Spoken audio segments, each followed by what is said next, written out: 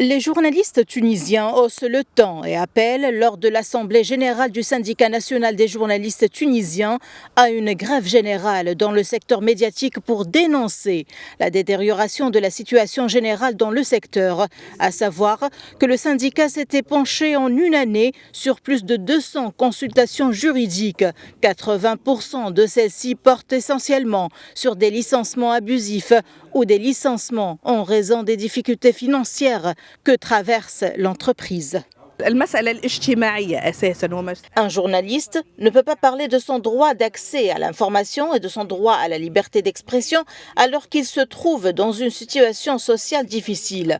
Nous constatons ici que la situation sociale et économique des institutions des secteurs publics et privés est très fragile. À la radio de Kasserine, nous voyons des journalistes travailler sans contrat et sans salaire. Donc, pour mettre fin à toutes ces pratiques, les journalistes appellent aujourd'hui à une grève générale.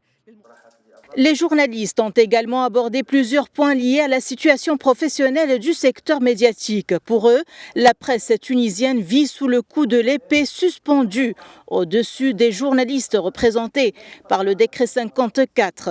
Selon les membres du syndicat des journalistes tunisiens, 60 députés, soit près de 50% des membres du Parlement, revendiquent la modification du décret 54, dénonçant l'entêtement de la présidence du Parlement face à ces revendications, estimant que ce bureau est responsable de l'emprisonnement des journalistes.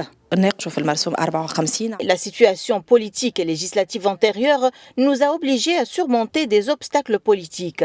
Et c'est pourquoi la présidence du Parlement a suggéré de reporter cette initiative jusqu'après les élections présidentielles, la considérant comme l'une des propositions susceptibles de créer une crise politique.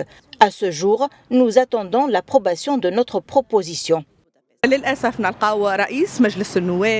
président du Parlement refuse de faire passer la modification du décret pour la 3e fois, envoyant ainsi un message selon lequel il rejette tous les voix libres qui l'ont porté au poste du président du Parlement. De son côté, le président du syndicat national des journalistes a considéré que 2024 était une année difficile. Il a expliqué que le syndicat s'est retrouvé dans l'obligation de créer des emplois dans des secteurs autres que celui du journalisme, affirmant que le pouvoir politique essaie de détruire les syndicats, les organisations et les partis politiques et que le secteur du journalisme fait face actuellement à de grandes difficultés.